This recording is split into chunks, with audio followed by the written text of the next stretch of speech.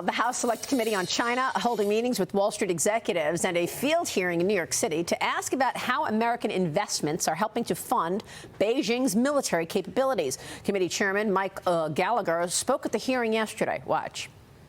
It is up to Congress to ensure American money isn't financing the CCP's top tech ambitions, including AI, quantum computing, and semiconductors, but also biotechnologies, directed energy, hypersonics, advanced manufacturing, space technologies, anything associated with the PRC's military-industrial complex. The CCP has nothing but contempt for our democratic capitalist system. Why should they enjoy the unfettered benefits of our capital markets?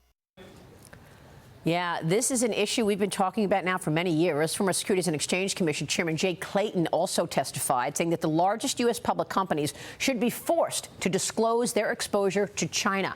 Joining me right now is AFPI Senior Fellow and Chairman of the China Policy Initiative, Steve Yates. Steve, great to see you. Thanks very much for being here.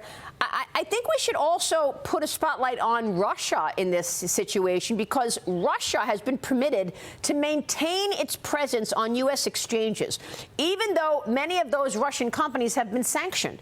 I want to point out this issue because we don't have any legislation that will force these companies to get out of the U.S. capital markets.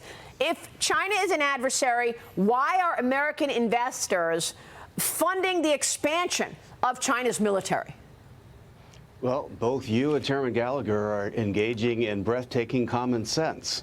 And I think it's shocking to most Americans that we have this completely different language and life going on at the upper levels of Wall Street and in our markets from what's happening in the main street of America, where we have communities devastated by fentanyl, devastated by COVID, which came from we know where, and the unfair trade practices that hollowed out our manufacturing, and some bad choices that were made by all these same leaders.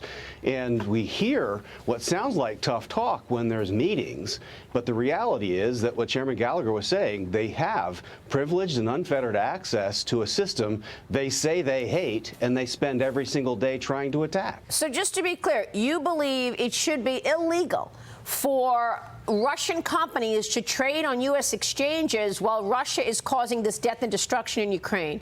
You believe that if a Chinese company has been sanctioned, as China and the Chinese Communist Party is an adversary, that should be illegal for American investors to own those companies that are tied to the Chinese military.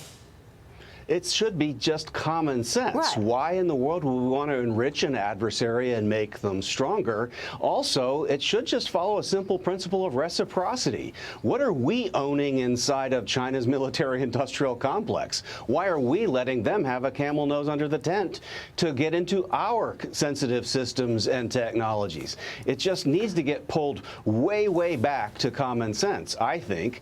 And I think that Chairman Gallagher and his bipartisan committee are very wise to take this field trip to get these hearings outside the Beltway to an audience that needs this wake-up call. Well, now we're seeing this bipartisan trip to China. I want to get your take on that, because this fight is deepening between the U.S. and China, a soft economic war underway. China's foreign ministry is now claiming that Beijing has not issued a ban on the purchase and use of foreign phone brands, including the Apple iPhone. You know that last week we saw reports from Chinese media that said that China leadership told staff at some central government agencies that they have to stop using the Apple iPhone for government business and other foreign phones at work. Beijing did flag security problems with Apple products, saying this morning, quote, the Chinese government attaches great importance and information and cybersecurity, Steve. So what do you think's behind all of this? Well, it's a fun test of transparency and accountability in a system like theirs. I mean, if they had a normal system, we would be able to get some kind of a poll. After this not a ban came out, how many iPhones are being used by their top staff across their various agencies? I mean, obviously, the Chinese government is pushing to have a decoupled tech, information, political, and security world so that they can be insulated against sanctions and so they can expand their influence and push America back. So to me, again, this is pretty obvious what they're doing, and it's kind of surprising that Apple and other tech leaders aren't sort of sobering up to the realities that this China market play isn't going to work very much longer. Yeah, and we've been talking this morning, Adam, about Apple saying it wants to diversify, have supply chains in India. Which is smart. And we know that the U.S., many governors, many states have banned government employees from using TikTok. Right. So this back and forth, did Apple stock react? I mean, what do you think? I saw that. I was away, obviously, but I thought that was a really huge deal. Oh, it is a huge deal. And Apple actually is down over the past couple of weeks. And as you would expect, we also discussed the fact that the iPhone 15, I don't think, does a whole lot new, so that's not interesting. The tension with China is real. The opportunity in India is incredibly exciting. And if I may, Maria, pose a question to our guest, Mr. Yates. Steve, I'm fascinated to hear your discussion, but I want to push back a little bit, and I tell you why. I'm a free market capitalist, and I don't like government getting in the way. Can we legitimately actually try to restrict listings? Can we stop capital from moving when, in fact, 13% of U.S. imports come from China? Can we really have it both ways? Well, I think we can put America's security first. I think we've done it in historical periods of the past. I don't think we have to wait for a Pearl Harbor or a 9/11. We've already had COVID and fentanyl and other kinds of encroachments.